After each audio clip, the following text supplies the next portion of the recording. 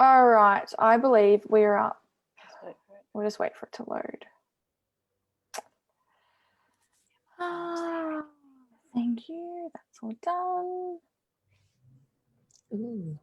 All righty, we will get out of that and we will begin. So to start off, I just want to say welcome to everyone who is joining us today, and thank you so much, Olivia, for joining us. I'm super excited for today, and I'm so blessed that we're happy to capture you. I know you are so busy. So if you just want to start off by giving everybody a brief about who you are, what is your background, and what are you doing with yourself now?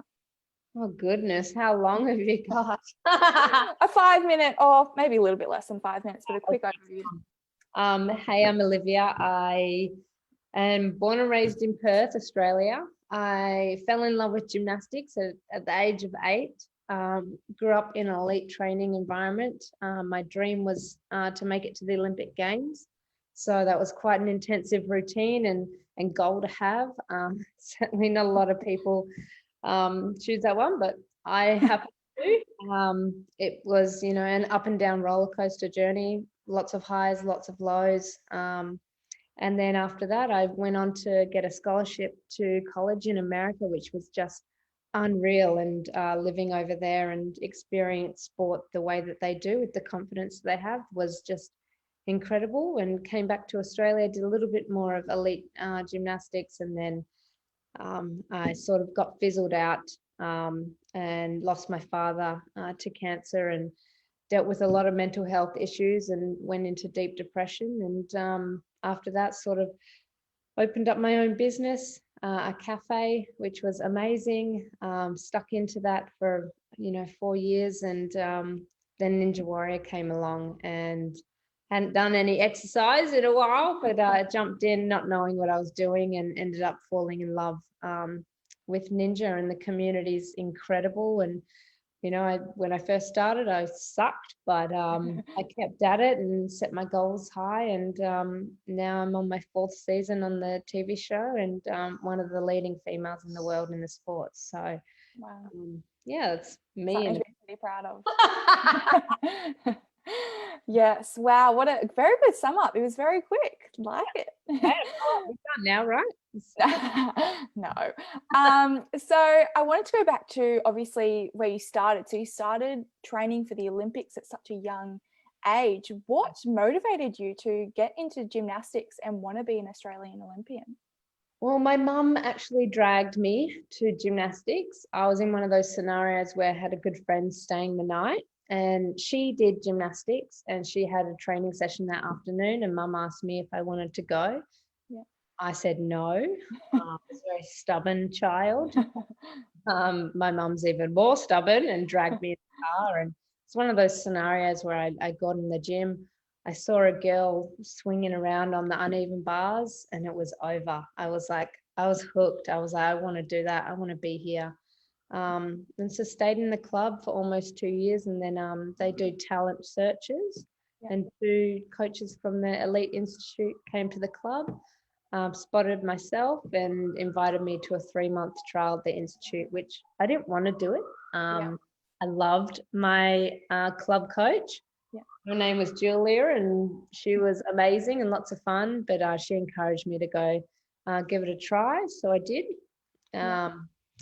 I was, about 9.5. And I remember because they said one of the requirements in the program was being able to do a backflip on the high beam by the age of 10. Wow. Kept my pants just because, going backwards on the beam, I couldn't do a walkover yet. So it was quite an intense atmosphere. I got through the 3-month trial, but they took a look at my mum and my dad. My mum's a little shorter than I am, but my dad was like way high. Yeah. So they told me and my parents that I'd probably be too tall for the sport. I probably wouldn't win any medals. I was a very skinny child. Both my parents are really skinny, and I had knobbly knees that even when I was straightening my leg, like this kneecap would just stick out. Yeah. It wasn't the most like positive start in a sense, but I did it because I loved it. Like I just wanted to learn new tricks and fly and leap and do all this new stuff. So for me, like I was a bit of an airhead. I was in there just to have fun, as most kids do when they start sport. It's just for fun. And roughly around the age of 12 is when I started noticing the Olympic rings and was like, all right, like, wow, this, this gym sort of trains Olympians. We had one of the girls I looked up to in the gym called Alana Slater. She had red hair and she went to the Sydney Olympics, and I was like, all right, I want to do that. And that's sort of how and when I decided that that was going to be my goal. Wow, you were so young to, I guess, be exposed to such a harsh environment. How did you battle those standards? And even as you said, like how you didn't fit what they were looking for. How did you take that at such a young age? Look, I was, I've always been the kind of person that if I believe in something, no one else can tell me different. So, they're still inviting me. They're still saying she passed the trial. We'll just see how she goes. So it wasn't like no, she can't come here. There was still that, all right, they could see that I had a bit of talent, and I was just like one of those kids that would try anything. It was like the fear was missing, like they'd ask me to do something, I'd be up doing it when everyone else would be a bit scared. So they saw things and a lot of potential in me. But it's such a disciplined environment, even from a young age. I learned very quickly that if I told my mum that I had a bad session, or the coach said this or whatever, if she came in and defended me, I discovered that the next day of training was a lot worse. And so you've got to learn that it's not always best to tell your parents everything. I can't remember what age I was when I stopped telling my parents stuff. And you get in the car and it's like, how was training? And the answer would be good or fine. And you wouldn't really elaborate much. I remember there was this cafe upstairs and it had glass, like a glass window, which was all soundproof. So people upstairs couldn't hear what was going on. They could see, and parents weren't allowed to stay longer than the first 15 minutes or come more than 15 minutes early to watch. So they sort of said that as the girls will get distracted, which I can understand to some aspect. Gymnastics, if you're not focusing, it can be quite a dangerous sport. So it was just a very intense environment that you learn to either conform or you're just not going to fit in. Do you think that that environment is okay for young kids? Looking back now, no. You feel like your voice is taken away. There's no like, how are you feeling? Or if you start crying, you're sort of sent outside the gym. They won't accept crying. I think it stems from really old school gymnastics from the Nadia Comaneci era. That's when it sort of shifted from being a woman's sport to a child sport, when Nadia was 14 when she won the gold at the Olympics. So it shifted there and through the US. And once coaches have an idea of what is producing medals, what is producing elite athletes, you sort of follow that model. So I think it's just coaching and education that has been around for decades. That was still sort of in my generation. It certainly is changing now. You can't really hide much now anymore. It's a big brother society, and we're now learning the long-term effects that environments like that can have. So it is changing, and in most gyms in Australia, it's already changed. So for young people, do you think like if they want to become an Australian Olympian and it's at such a high standard, and yet, as you said, your voice is sort of shut down, should you just accept that behavior and continue to go on because that is just the standard of where you want to end up? I did. I definitely sort of, I decided that that was the dream. And I wasn't getting unique, treatment. I wasn't the only one being yelled at. It was sort of that same environment for everyone. And once you, as a little girl, you notice that, okay, well, these girls are going to the Olympics. These girls are traveling all over the world and they're getting treated the way I'm treated. So this must be the way.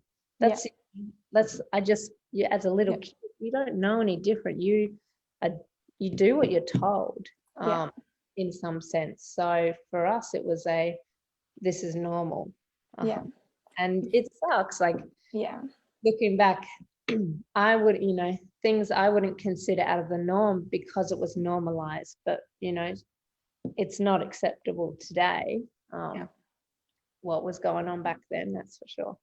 If you don't mind me asking, what was the treatment that you copped, and was it body targeted? Was it performance targeted?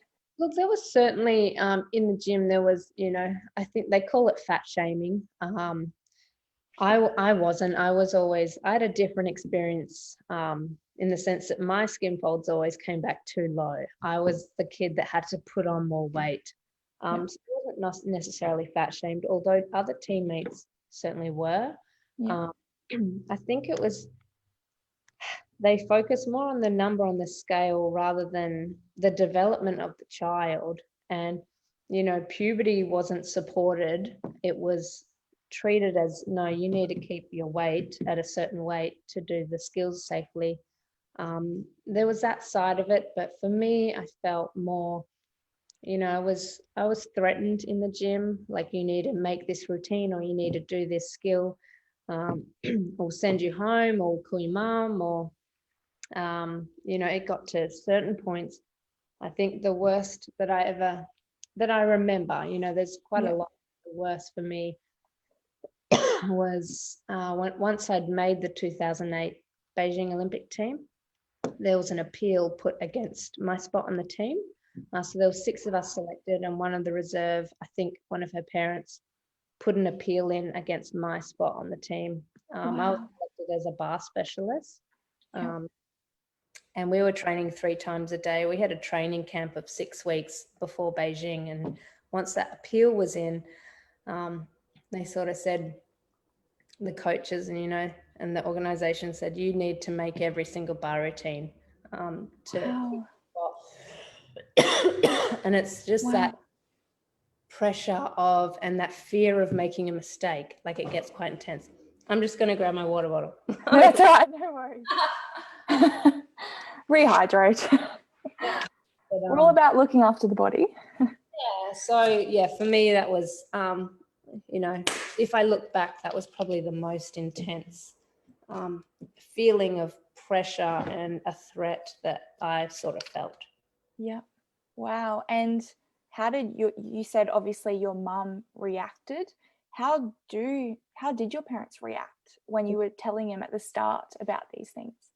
My mum was, my mum is such a hardworking lady. I admire her so much. And gymnastics is not a cheap sport. So to sort of cover some of the costs, she ended up doing a bit of coaching and judging in the club gym, and then working a little bit more when I was in the elite.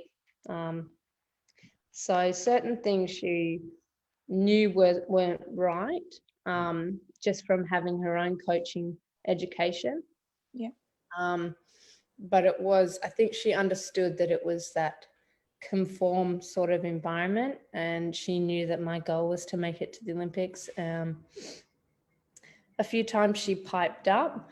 I could say that the coaches or the program manager would have been scared of my mum. She's quite a fierce lady. But at some point I just told her I needed her to step away and step out of it. Why didn't you step away when obviously you were being treated quite poorly? Why didn't you just chuck in the towel and be like, my mental health and that's not worth it, my mum's angry? Why is it worth it? Realize as a young kid, you're going through development. We're spending 34 hours in the gym there. So we don't exactly, back then I don't feel like I had that education around mental health. no, I learned now through self-discovery and self-awareness now that I was dealing with a lot of anxiety and pressure, performance anxiety, and a little bit of perfectionism and OCD. But I've only learnt that recently. Like in the moment, you have no idea what it is. You don't understand why you just feel on edge all the time, and you just wig out, and it's hard at a young age to sort of identify and know what's right and know what's wrong, and it was a tough environment. And you talked about going on almost a trail of self-discovery. When do you think that started? A little bit started in college in America, because after the Olympics, like especially dealing with that scenario and that camp and the pressure, I felt, I'd also broken my navicular bone in my right foot. Wow. Almost fully torn my shoulder from training bars 3 times a day. So for me, I was like mentally and physically broken. I didn't want to do in gymnastics anymore, but I'd already signed the scholarship. And I sort of then looked at it as a free education. I was like, right, I'll do my 4 years of gymnastics and then I'm done. I'll join the real world. But the coaches there, the gymnasts, the team environment, the support was through the roof. It was incredible. Went from being this dreaded time of the day to my most anticipated and favorite time of the day. The coaches cared more about you as a human than an athlete. So you always were priority. Your health was always the priority. They had, team psychologists and support. And it was just like, it was amazing. So then that's when I started learning more about mental health and learning more about my mind and my body, learning how to train smart. So you're not allowed to go over 20 hours a week in college. So I dropped from 34 to 20, and we were even doing a little less than that. So it was just a whole new way to sort of understand myself. I did still feel quite guarded. I had a lot of walls up. And so, I look back now and I'm like, a part of me wishes that I had that confidence and security to just open up to my teammates a little bit more rather than just trying to hide all this performance anxiety that had going on. But, it's all a journey. It's all different for everyone. But yeah, my coach there, Tanya Chaplin, she was the most incredible woman, and I owe so much to her, and that's when it sort of started changing. Unfortunately, on my last year there, I found out my dad was terminally ill, so I swapped all my last subjects to online and came back to Australia. As much as I'd learned about myself, once I lost my father, and I broke my back in the same year. Dealing with grief and depression was just a whole new bag. Bag of issues to learn from. How did you cope coming back, I guess, from such a high in America to coming home to such, I guess, sadder news? How did you cope and go through those emotions? I firstly needed a distraction, and gymnastics was that distraction for me. I found that if I was just sitting at home, just crying all the time. I stopped sleeping. I found that I'd only be sleeping or napping 2 hours every night. That was quite bad. So I had to get a bit of medic help and a few tablets to sort of wean, like just slowly to start getting my sleep pattern back. But coping wise, I didn't feel like I had the same support here in the gymnastics community as I did in America. So I found it a lot tougher. Yeah, it was sort of going from that really positive culture and environment, to having this really sad event, and then I was sort of stuck in that fear culture again, back here in Australia. So for me, I guess I shut off. I shut off to the world in many senses. Yeah. It just took me a lot longer this time. To get Yeah, back. that was just a hard, like I still struggle a little bit with the grief side, but that was a harder one to sort of pull myself out of, especially because I didn't feel like I had that open support that I did in America. Yeah. So what was your, I guess, saving grace? Because obviously at the moment you're not in this deep dark. You, as you said, you've still got thoughts and that, but you're not in that space anymore. So what got you out, and what are strategies that can help people in that space? Yeah, absolutely. Two biggest ones for me were having like something to do all the time. So for me, the cafe was incredible. It was a new project. I could pour my heart and soul into it. Kept my brain active, and it was moving and always thinking. I was challenging myself. Another one, along that was Ninja Warrior. Again, it was a really supportive community.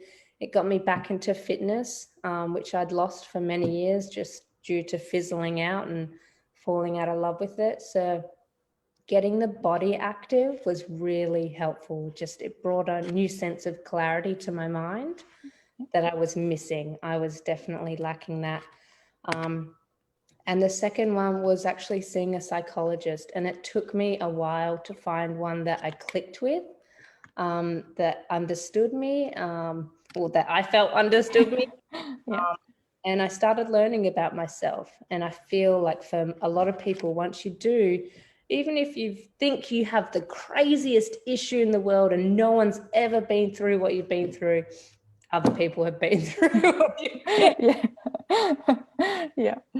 Even sort of working it out, and I had to get help to like help understand myself. Other people I know try and do some self-awareness and research themselves on Google, but I am a face-to-face kind of person. I like to hear and understand, this one stems back to a lot of my issues sort of still stem back to that intense camp training environment that I had from gymnastics. But once I started learning about myself, learning why I am the way I am, and that really sort of helped me just being more self-aware, was massive. And I still have bad days. I think a lot of people do, but you're able to understand that, it's normal and it's okay to not be at times.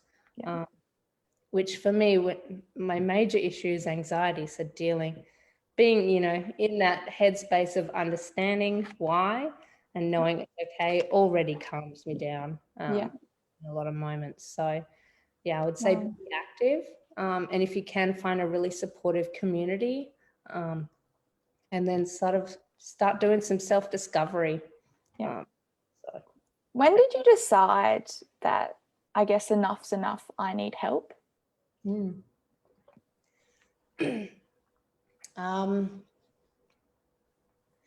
I think for me, I spent about almost 2 years in depression. And it was no matter how many friends or family members told me you should get some help, or you should do this, or you should do that. It wasn't until I decided that I wanted to do something different. So I guess for me, a part of it was naturally through finding something that I loved, and finding a passion, but also meeting my partner now, Ben Paulson. He has dealt with a lot of anxiety throughout his life, and sort of having a partner to say, hey, you should sort of learn more about yourself, was when I was I'm sorry. No, it's okay. I promise you don't have coronavirus. Just a really itchy throat at the moment, but it's all good. yeah, it was sort of just having someone encourage me to do it, and that's when you feel supported. I feel like that's when a lot of people feel a bit more comfortable to do something about it.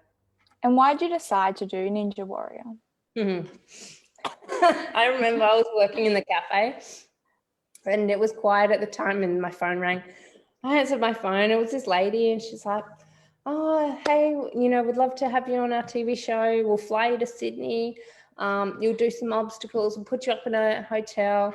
And I was like, cool, free trip to Sydney. Didn't really know much about what I was doing. I thought I was doing something like Wipeout. That's what I visioned. I flew to Sydney, we did a full day media, some interviews, and then they show you the course 1 hour before we start filming. And I just remember going, holy smokes, like this is like supersized obstacles. This is not joking around. Then we get put in a back warehouse where we don't get to watch each other, and that's sort of how they keep it fair. The first runner or the 50th. And I just remember, I don't know how I got through the course. Like I look at my video now, I'm like, you strange. Or I got to the wall somehow with the most unnatural movement, and I failed the wall 3 times. So I could not get up that thing to save my life. I didn't even vault in gymnastics because I run like a deer. So things like I didn't make it through the semifinals, but I wanted to. I felt this like burning desire to do sport again and to learn how to do ninja. So I flew back to Perth and I was all sad and I was like, oh, I was moving on. And then I found the Ninja Academy in Perth and I started training the warped walls. They have one there and it took me like 6 months to get it because I was a little chicken. And now you do it the best. Well, I did get it like before season 2. And then one of my coaches in America, because college gymnastics is still out of that 10. And so when everyone does the same skill, he said, how do you make yours stand out? And I sort of had that mentality and I was like, all right, everyone's doing the warped wall. How do I make mine stand out? And so I learned the backflip and every year I try and do a different trick, which is becoming exciting. New ones, but I just got immersed into the community. It is one of those communities unlike anything else I've ever experienced. We're so supportive, and it's changed my life.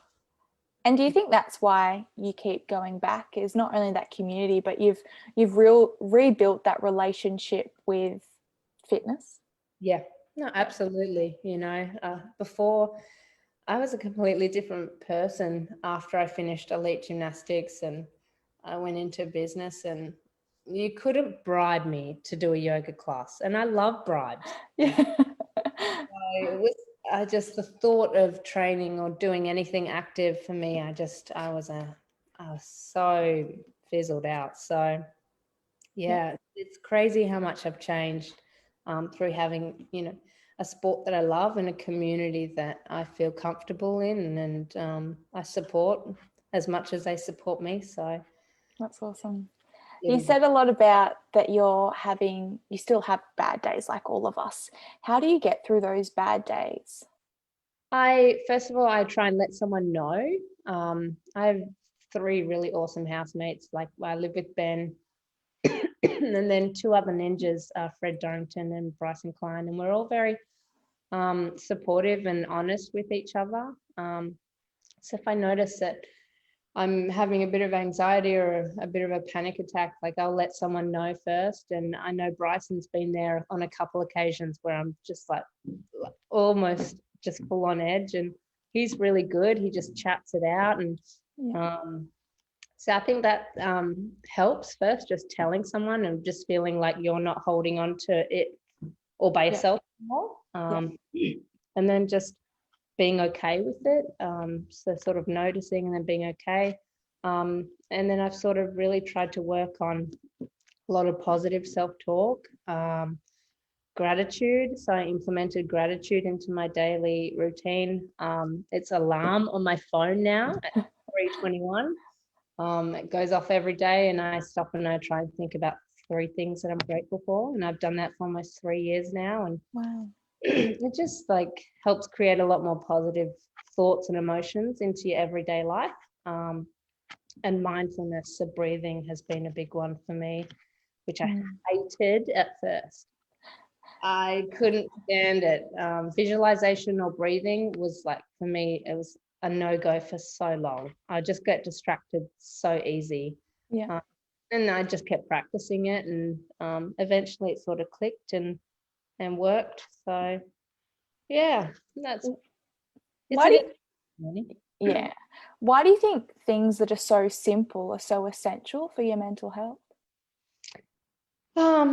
yeah, I I'm not sure, like, I'm not sure when it sort of started, like I remember years ago there was and there still is a bit of a stigma around mental health, you could show up to a dinner late and be like, "Oh, I'm sorry I'm late. I was with my PT, like massive leg day." And everyone was like, "Oh yeah, of course. Wow, I should really have a trainer, I need to do more fitness." Like, Yeah. people think about that reaction, but if you showed up late and you're like, "Sorry, I was with my psychologist, like dealing with a bunch of anxiety and, like all these issues," and people would be like, "Oh my God, you're crazy." Like there is still a bit of stigma. It was a lot worse growing up, but I still feel it's there, but there's just a lot more education now and, proven results and just stuff like that to sort of really back it up. Which is why, before when people would be like, "Oh, just do some breathing or just count to 10, really slow," or whatever. I feel like there's a lot more studies and education and knowledge. So I can say that, gratitude has really helped me, and mindfulness has really helped me, and trying to think of a purpose statement and set goals for myself. It's made a difference. So yeah, I think, we're moving into that space where it's more essential now. It's not as looked down upon anymore, and we're starting to have conversations and open up about it and learn how to be supportive, and so it is good. It's moving in the right direction. Do you think mental strength is just as important as physical strength? In many ways, I think it's more important. I know with something like ninja, it's a very mental sport. So yeah, I see mental training just as important as physical training. I still feel like we don't do it as much. But yeah, I think if people really felt or understood the benefits of it, unfortunately, I feel like with mental health at the moment, we only learn about it or we deal with it if something's happened to us. We're not really good at preventing yet on that prevention side. But I think I'm the kind of personality that would probably need something to happen for me to do anything about it anyway. So it's a hard one. Do you think in that sense we should be starting at a young age teaching kids how to build mental strength? Absolutely. I'm currently working alongside with Black Dog at the moment. So they're the Mental Health Institute at the AIS, and we are at the moment doing sessions with school kids, teaching them about mental fitness, trying to sort of still eliminate that stigma and, make it more normal, and just give more helpful tools and resources to start working on that and understand that it is like physical training as well. So yeah, I think we're starting to implement it into our younger kids, which is good. Helping them be more aware, so. What's their response? Are kids, I guess, supportive of being mentally strong? The response so far, like for me personally, has been amazing. I've done a lot of speaking in the past, and I work with a lot of like Olympic champions to country sort of tours and stuff like that. But I feel that's mostly just been talking about sport and being active and how eating healthy and physical exercise is really good for you. but this is the first time I've really sort of learned and educated myself on mental fitness and mental training, you know, for mental health or to prevent some mental health issues down the line. So it's been a journey for me to learn about speaking about it correctly and teaching. But it's been amazing. Like, I've totally fallen in love with it. I could see myself doing it for a long time, actually. Awesome. Kids have been really amazing as well. And part of that is me sharing my story, you know, like I think when kids sort of hear stories from other people or maybe idols that they look up to, they feel like it's more normal, or, you know, anyone, it can happen to anyone. And yeah, I think they start talking about it more, which normalizes it. And yeah, I think it's a really good pathway. Yeah. Knowing how far you've come and all that you've dealt with, when a little girl or little boy comes up to you and is just like, you're my hero, you inspire me, what is that feeling like? It does not get old. Like, it's amazing. It's I like, even if it's a message or if it's in person, you know, the first year I did Ninja was just to have fun. The second year I wanted to conquer the warped wall. And then since then I was like, I want to go further. I want to win the show. But what ended up happening was I became this role model and an inspiration, you know, for women and young girls. And for me, so the show to me is so much more than just some prize money at the top of a rope. I feel like it has given me a purpose in some sense. And every time, you know, parents reach out to me or kids themselves, like it's very heartwarming. And you know, at the same time, I know the show can just plaster me as this poster girl, this superstar, but I want to, you know, find ways to show them the human aspect. You know, I am human. I am not a superstar all the time. I do have bad days, and you know, even when I fall on the show, I try and deliver that message that we all make mistakes. Like, it is okay, we're human. This is a part of the process, and making mistakes helps us appreciate the times that we do have success. So yeah, for me, it's given me that purpose. And yeah, I love it. That's Awesome. I love it too. It's so cool to hear you say that, and that so many people are reaching out, because you are an inspiration. So thank you. So now I wanted to talk a little bit about, I feel like there's a bit of a stigma around strong women, and I wanted your thoughts on, why is that almost intimidating? As in, you feel like strong women are intimidating? As in, I feel like it's perceived in society that if a woman comes across as strong, whether it's physically or mentally, it's kind of intimidating to other people, because they're supposed to be, I guess, petite, skinny, shy. That's our typical, I guess, perception. Yeah, it's like, it's generations that have just gone through society, and the way that things were, they're not that way anymore. But you know, we're living for a lot longer now, rather than the old 30 years that it used to be. So you have a lot of generations that are used to something else, and it changing within their lifetime. Like, around strong women, like, I know myself, I was bullied a lot in high school. I would never ever wear a short sleeve. I had muscles from gymnastics, and I would get teased for having muscles and being a female that had muscles. Even in the hottest of summers, I'd be in the long sleeve. Like, I would be hiding my shoulders and my biceps. And then God. as you grow older, and you I started to, especially college, I really just sort of, like, I dyed my hair every other color to escape being called a ranger and all the jazz. I really just wanted to fit in. And college was when I was like, nah, I'm going back to the natural, like, and learned to love myself. That self-love is so important. And I think school and high school is hard for everyone. It is hard for everyone. It can be such a tough time, and it's such a unique stage in child development. And we all just want to fit in. We all just want to be loved. We all just want to be supportive. But yeah, that strong female stigma, I think, is moving out.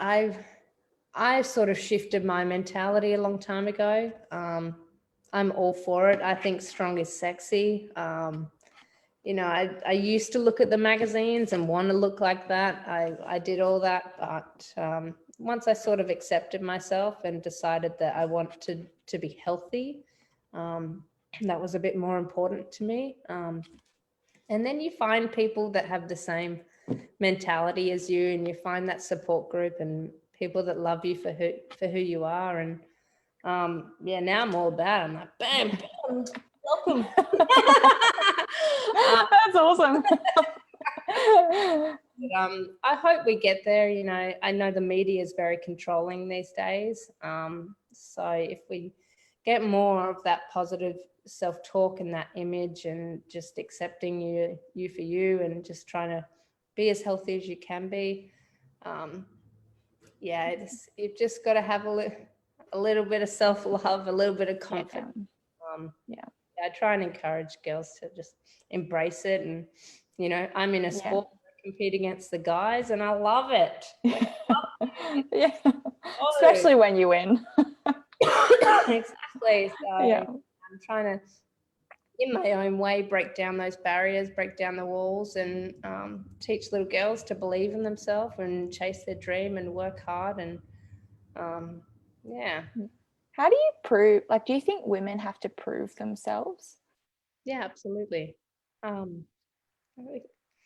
It's funny, I feel like as a female, sometimes when we dress up or we're trying to focus on hair and all this stuff and we're going out, sometimes I feel like we're trying to impress other women. It is a hard one. I think not just high school, but throughout life, sometimes you just feel like you want to be accepted or fit in and all that stuff. It's such a challenging time, that period. And I think that for anyone, they all have a story during that time. And as you said, it's such a critical time of development. And it's normally when we lose so much confidence, or we don't gain it, and all because we want to fit into something that's just not really ideal. I know. So how do you, I guess, mentor, or what would you tell people going through that high school period that are just thinking, I'm not enough, how I just want to fit in? Yeah, I would definitely sort of encourage them in that sense to start thinking about their strengths. This was a really hard one for me. Because I grew up in an environment that was so critical. It was always so negative. This wasn't, Russian coaches, this wasn't good enough, fix this, growing up with my child development, my mind has, my brain's developed in a way that I have a very negative attention. So I'm a positive person, but if I walk into a room without even trying, my brain will go, there's a crack in the wall, or there's dirt, this is dirty. My mind shifts to the negative first. So for me, one thing I wasn't very good at was thinking about my strengths. I was always I could tell you my weaknesses really good, for someone that's really struggling in that period, I'd encourage them every single day. And it's hard to get into the habit of it. It feels weird. When I first tried, I'd do it for one day, and then 2 weeks later, I would come back and do it again. And it's something I had to sort of pick up every day, but just thinking about 3 positive things about yourself, or 3 strengths that you had, really trying to install a little bit of confidence that way, just because I know how hard it is. And, I've had a very negative attention on myself. So, I'd encourage, more techniques and tools around self-love. And then just say, high school is a very unique time. The day I left, The day I left and didn't go back was when I stopped getting teased about my hair. You're not in that environment anymore. And so, yeah, install a little bit of self-love to build a little bit of confidence that way, and then know that high school is just high school. It's hard for everyone. If you are in a situation where you might be being bullied, helping understand that bullies are often people that are hurting themselves. Hurt people.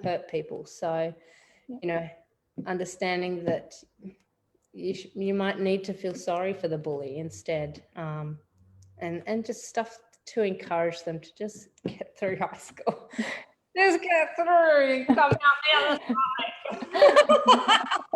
side. Yes, please. Do you think it's important that a young person reaches out to their parents? It's a hard one,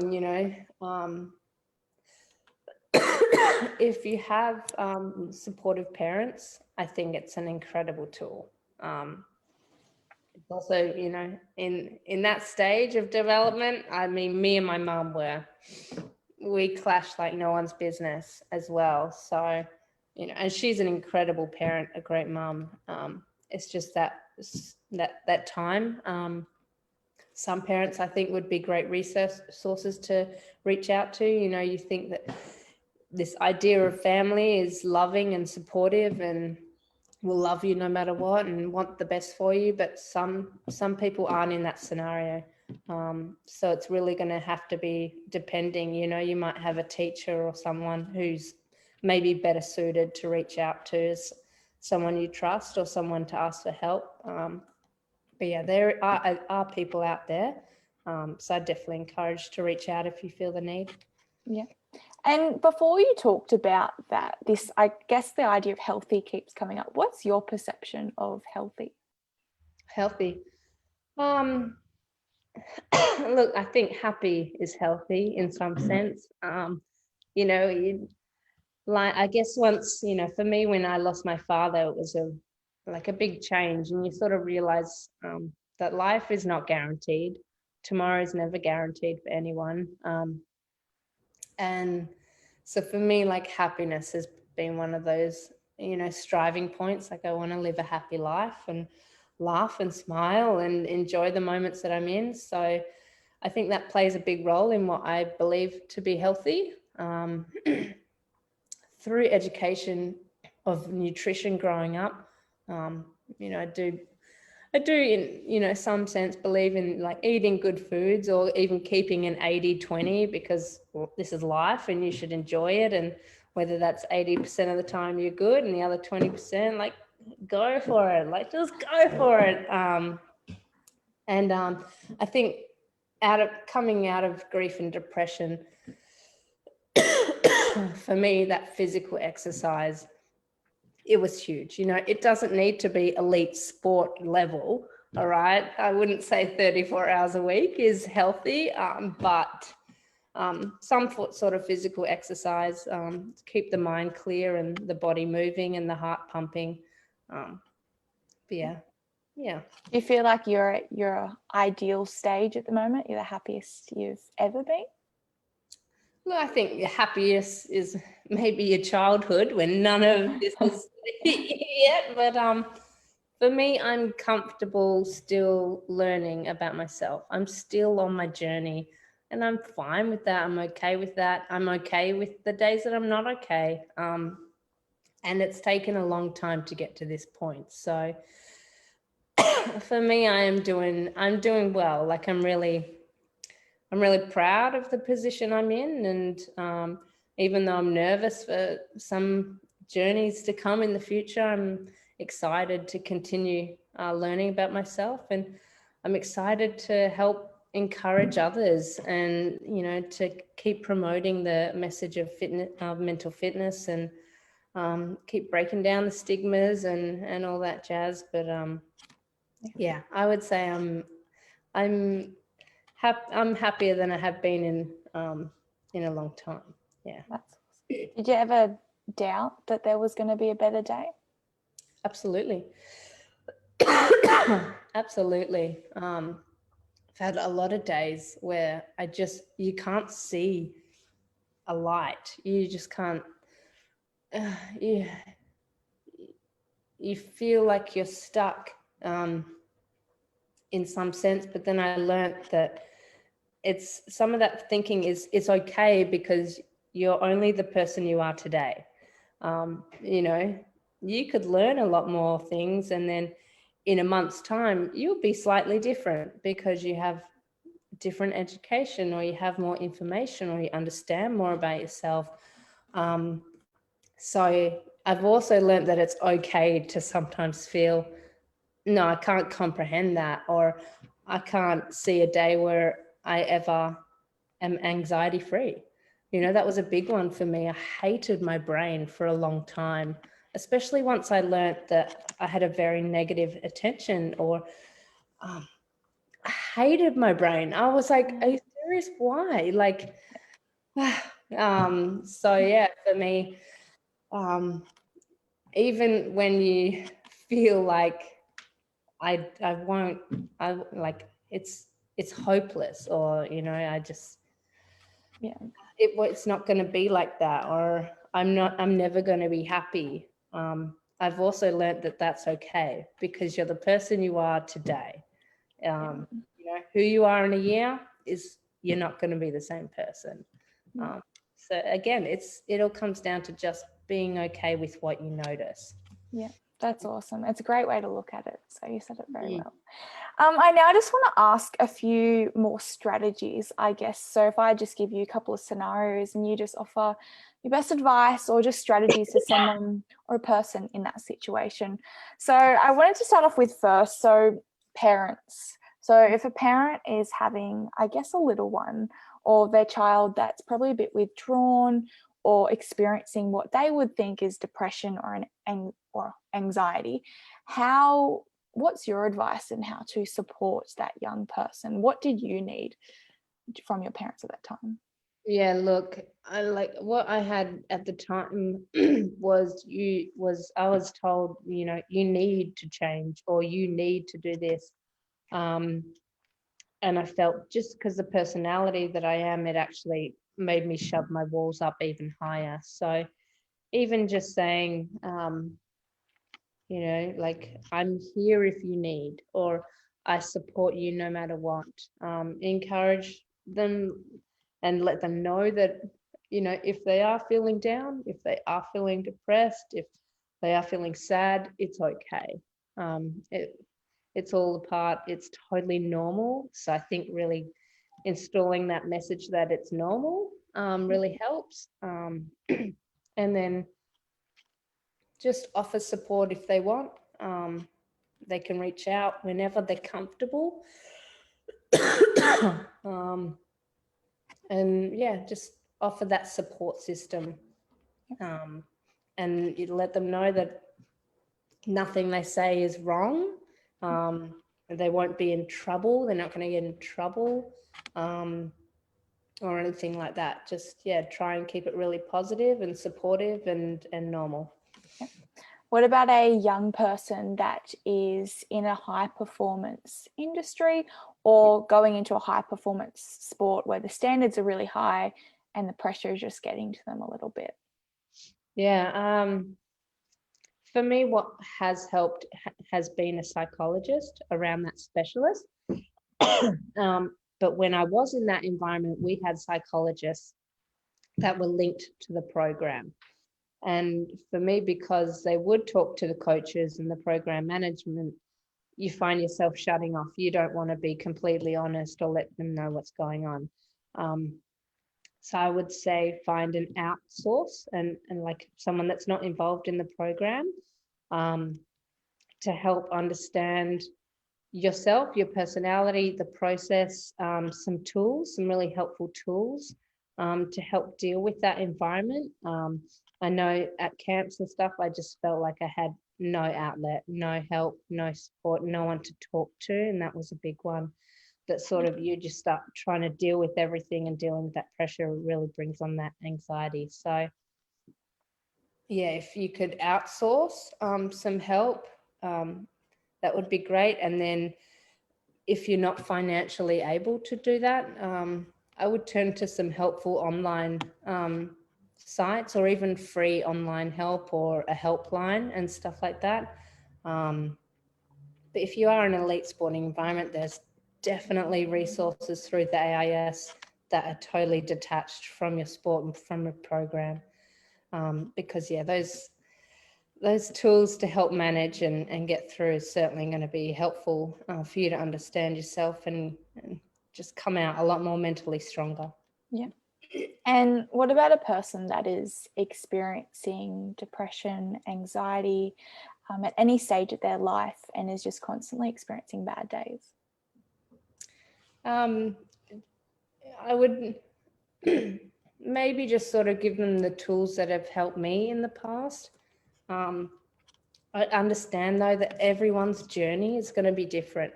You know, what's worked for me, it might not work for other people. So again, I would try and find some help, and saying that is really easy, but actually doing it is so hard. Yeah. Even like I remember when I first called a helpline to access some psychological help. And they're like, okay, well, can you tell us a little bit about yourself and what you're dealing through? That was so intimidating. It was so hard, really scary. And I'm quite a brave person. So I can't imagine, you know, even for someone else, how hard that is. So saying to do it is really easy. Actually doing it is hard. And you might actually need to go through email instead.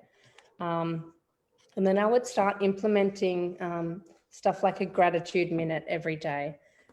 Started getting a bit more positive emotions. You know, our mind is actually so powerful when it all comes down to perspective. So a big one for me was this guy called Charlie, and he's great. I'd follow him on Instagram. It's just at Charlie, just his name. I don't know how he got it, but he has this thing called the winning streak. Yeah. And it's all about like seeing the positive in everything. This is a big one for me, as you know, and I struggle and I attend to that negative. So he'd like wake up, he'd go to Starbucks and he'd get a cup of coffee, and the lady would be like, it's $2.70. And he just looks at this cup and he's like, all this happiness for $2.50. I'm on a winning streak, you know, like it's all so yeah, that gratitude in every day really starts helping change that perspective. You know, if you can do a little bit of mindfulness, meditation, it's great. If it's not your thing, don't push it. It's not for everyone. But yes, just start off with either just reaching out for some help or implementing that gratitude to start shifting your perspective just a little bit. It just don't try and perfect the habit, you know, especially when you haven't even started with, just small steps, small changes, and aim for consistency. Yeah, awesome. Great advice. Now I have a question myself that someone that's actually sent one in, and it is, can anyone start ninja training? And if so, where? Yes, definitely. I mean, I was 27 when I started, so there's no wrong or right age. We've got a guy here in Queensland who's like 68. He's incredible. Wow. So, you know, Victoria is a little bit different. You know, you might be stuck in isolation, so you can just sort of start in your house or your backyard. Ben and I have an online ninja course. It's called the Ninja Blueprint, and it's just ninjablueprint.com. Yeah. And that'll start sort of mentally shifting you to think about things a little bit different. What you can find in the house, it'll be like just a course or something different. But otherwise, I just go to Google and search in your local ninja gym. In every state, there seems to be one. It might be a little bit far away. So then I would just resort to the local park. I mean, the biggest one for me has been the monkey bars. How much upper body just awareness and strength do you sort of use on the course? The monkey bars have been incredible to sort of like relearn how to build up that swing and transfer your weight and even go from one arm to one arm. But yeah, it's lots of fun. Google will have your local gym if you need it. That's awesome. And will we see you next year? I hope so. Depending with COVID. Yeah. Sounds like I've got it now. So, but yeah, it'll depend on filming and if it goes ahead. But I'd love to go back always. Yeah. Are you working on any new tricks to go up the warped wall? I just started thinking about this. Oh. Like every single year, apart from the backflip I had planned every year since then. So the splits and then this upside down wavy legs thing I did this year, I've learnt the day before. This trick I did this year, I learnt on the way to the airport at Urban Extreme in Brisbane. Like, so Jeez. I just really struggle thinking of an idea. It's just getting harder and harder. I know what I want to do, but sometimes they're a lot harder than what I think they are in my mind. Did you like go up backwards, but then do the splits like that way? Yeah, I've had that. I like one of my favorite things to do is when I run ninja workshops. Yeah. I always try and ask kids what I should do because kids come up with the craziest They are stuff. so good. Their minds. It's so precious. Yeah. Yeah. So yeah, we'll see. I don't know what I'll do, but That's exciting. Well, thank you so much for coming on today and spending your Sunday afternoon with myself and everyone here on our page. And I really appreciate your time because you are such an inspiration and such a warrior. And everything you do just inspires me. And I know it inspires so many around the country and around the world. So thank you so much for your time.